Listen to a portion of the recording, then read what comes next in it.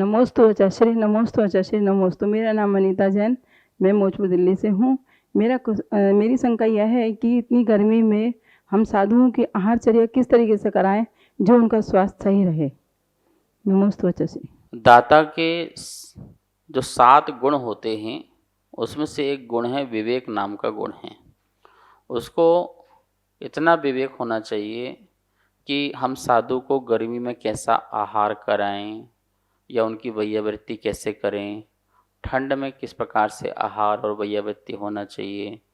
तो श्रावक को ये ज्ञान होना चाहिए। आपने प्रश्न पूछा है गर्मी में साधुओं को किस प्रकार से आहारचर्या हो। देखिए, जिससे कि पित्त बढ़ के ऐसी चीज़ों को हमें नहीं देना चाहिए।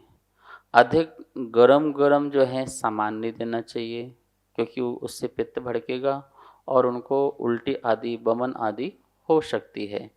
जल भी जैसा है, अति गरम न दे करके उसको थोड़ा सा हल्का ठंडा किया जा सकता है। फल लिक्विड ज़्यादा देना चाहिए गर्मी के समय में, ठीक है ना। यदि फल और लिक्विड देते हैं तो उनकी पानी की पूर्ति होती है। आप जो है नींबू की शिकंजी आदि जो होती है, ठंडाई जो होती है, उनको दे सकते हैं। और भी बहुत सारी चीज़ें हैं जिससे उनका जो है पेट की जो तासीर है वो गर्म रहे, ठंडी रहे। जो भी चीज़ जाए तो उससे वो पेट ठंडा रहे। जैसे छाछ है, आप छाछ से उनको आहार कराइए। हल्का फुल्का आहार गर्मी के दिन में चलता है। भारी मसाले वाला, ज़्यादा घी वाला, ज़्यादा नमक वाला ये आहार साधु को नहीं चलता है बहुत गर्मी के समय में। जितनी लिक्विड चीज़ें हो सकती हैं वो ज़्यादा चीज़ चला करती हैं। और अनाज आदि में भी ध्यान रखना है। जो गर्म अनाज हैं उनको भी, जैसे बाजरा है आदि, इस प्रकार से जो गर्म अनाज हैं उनको भी आहार में बना के नहीं खिलाना। हमें इतनी अति भक्ति नहीं करना है कि हम ये भी ना देख पाए कि गर्मी में क्या और बोलते कि ठंड में क्या। अब गर्मी के समय गरम गरम डोसे और गरम गरम ये चीज़ें खिलाई जाएं, तो पराठे खिलाए जाएं तो नुकसान कर जाएंगे। जितना चीज़ें जो होंगी हल्की फुल्की चीज़ें होंगी वो चीज़ उनको फ़ायदेमंद होंगी और उनकी साधना भी अच्छी रहेगी। तो इन बातों का हमें ध्यान रखना चाहिए। ऐसे गर्मी के समय जो वैयावृत्ति भी साधु की है कैसे करना चाहिए। जैसे भाई कोई साधु हैं पंखा एसी उपयोग नहीं कर रहे हैं, तो आप उनके लिए जो हैं घी से को पानी में मथ करके उसको बना लीजिए, ठंडा हो जाता है। उनके पैरों के तलुए में लगाइए, हाथ में लगाइए, ठीक है ना। और उनको जो है हल्के थोड़े से पानी से उनकी जो है मालिश कीजिए। पैरों में हाथों में इस प्रकार से कीजिए कि गर्मी बाहर निकले। ऐसे से घिसोगे तो क्या होगा, और गर्म हो जाएगा, गर्माहट हो जाएगी। अंदर करो तो गर्माहट हो। इसको थोड़ा सा पानी हाथ में लगा करके, पैरों में लगा करके इसे ऐसे कीजिए, जिससे क्या हो उनके अंदर की जो गर्माहट है ना वो दूर हो जाएगी। गीली पट्टी लगा सकते हैं। और जो मिट्टी की पट्टियाँ होती हैं उन पट्टियों को लगा करके उनके पेट में जैसे अंतराय हो जाए, उपवास हो जाए, तो मुल्तानी मिट्टी आदि काली मिट्टी हो तो उसकी पट्टी बना के पेट में रख देते हैं, जिससे उनको थोड़ा सा राहत मिल जाती है। तो ऐसे बहुत सारी चीज़ें होती हैं, उनका उपयोग हमें करना चाहिए। नमोस्तु महाराज श्री, नमोस्तु। मैं दीपक जैन सदर बाजार से। महाराज श्री, मेरा प्रश्न है, भगवान महावीर स्वामी सर्वोदय तीर्थ का क्या अर्थ है। भगवान महावीर स्वामी ने जो सर्वोदय तीर्थ की बात कही है वह यह है कि सर्वोदय, सबका उदय जिससे हो, सबका जिससे कल्याण हो, उसका नाम सर्वोदय है। भगवान महावीर कहते हैं अहिंसा, सत्य, आचौर्य, ब्रह्मचर्य और अपरिग्रह, इन सिद्धांतों को जो धारण करता है उससे सबका कल्याण होता है, सबका उद्धार होता है। जैसे सूर्य का उदय होता है तो वो ये नहीं देखता है कि गरीब है कि अमीर है, सबके लिए एक सा प्रकाश जाता है। ऐसे ही महावीर की जो दिव्य वाणी है, महावीर के जो दिव्य उपदेश हैं, वो सभी के कल्याण में कारक हैं। जो सबके कल्याण में कारक हों उसको सर्वोदय कहते हैं। और ऐसा जो तीर्थ मतलब क्या होता है, किनारा।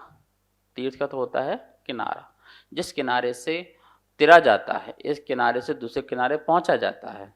तो ऐसा भगवान की जो वाणी है या उपदेश है वो तीर्थ रूप है, किनारे रूप है, जिसके माध्यम से आप एक मार्ग से दूसरे मार्ग में पहुंच सकते हो।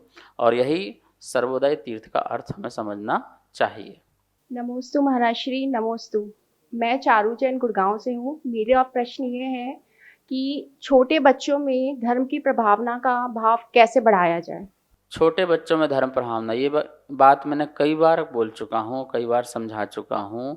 जब तक माता पिता के अंदर धर्म की प्रभावना नहीं होगी तो छोटे बच्चों में धर्म की प्रभावना नहीं आ सकती है।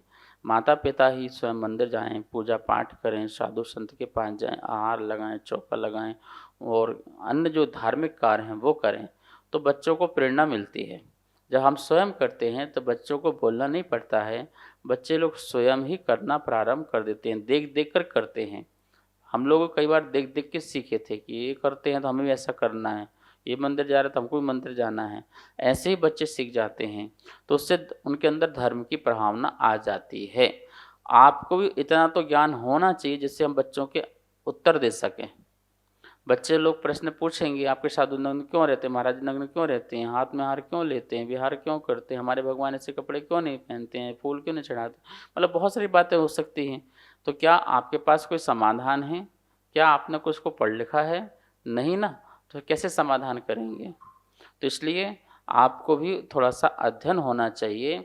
बच्चे को जन्म ही नहीं देना है, जन्म के साथ साथ उसमें संस्कार भी देना है, ज्ञान भी देना है, धर्म भी देना है, तो उसका भी आपको ध्यान रखना चाहिए। हमारे मंदिरों में पाठशालाएं चलती हैं, तो हमें प्रयास करना चाहिए कि हमारे बच्चे पाठशाला में जाएं।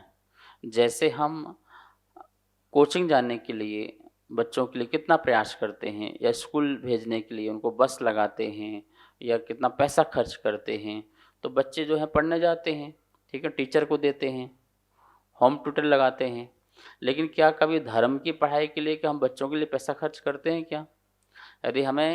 यदि बच्चे को मंदिर पहुंचाना पड़े, पाठशाला पहुंचाना पड़े, तो आपको लगता है कि मेरा पेट्रोल खर्च हो रहा है, मेरा ये खर्च हो रहा है, समय खर्च हो रहा है, तो आप सोचते हैं संपत्ति समय दोनों खर्च हो रहे हैं यदि बच्चों को हम मंदिर पाठशाला ले जाएं तो इससे बताइए कि आपके बच्चों में कहाँ संस्कार आएंगे?